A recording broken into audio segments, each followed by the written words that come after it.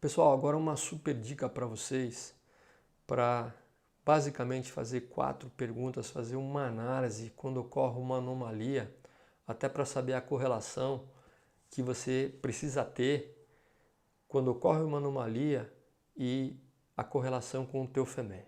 Pessoal, quando ocorre uma anomalia, a primeira pergunta que você precisa saber é o seguinte: eu tenho certeza que tenho padrões operacionais em minha sessão? Então, naquele processo que gerou aquela anomalia, eu tenho certeza que eu tenho padrões operacionais, padrão técnico de processo, plano de controle, que poderiam evitar aquela anomalia? Eu tenho certeza ou eu acho apenas? Então, essa é a primeira pergunta que eu tenho que fazer.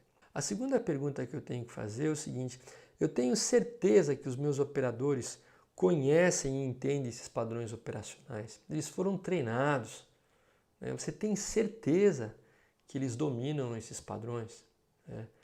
Principalmente os planos de controle. Tem clareza para eles, tá?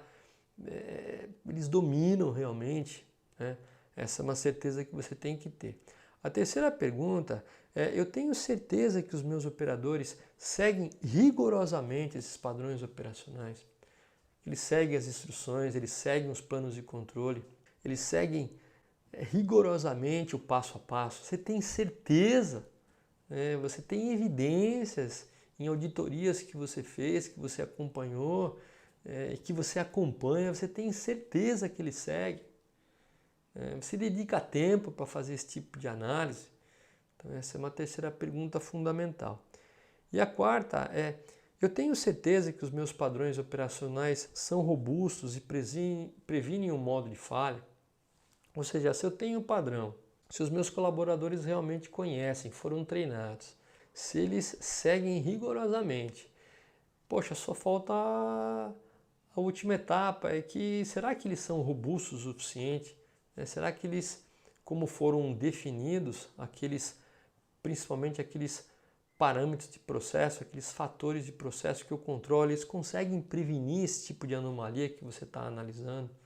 Então são 4 perguntas que você tem que fazer.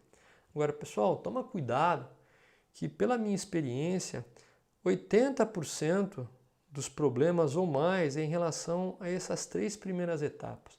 Ou eu não tenho um padrão, ou os operadores eles não estão treinados, por algum motivo eles não dominam, ou até existe, eles foram treinados, mas eles não seguem os padrões. Então 80% está aqui. O restante, os 20%, é os padrões que não são robustos. E se eles não forem robustos, aí sim. Então a análise é sempre de cima para baixo, né? A sequência de análise para a gente avaliar um modo de falha ou uma anomalia é sempre de cima para baixo. E se realmente esses 3 primeiros, se você tiver certeza que está tudo ok, aí então você vai recorrer ao FEMEA para analisar a robustez, né? Para analisar se existem algumas outras causas em relação àquela anomalia, aquele modo de falha que ocorreu, se realmente não foi identificada as causas, né? E muitas vezes, dependendo do grau que você gira o FEMEA na sua sessão, pode ser que seja necessário um projeto Lean Six Sigma, né?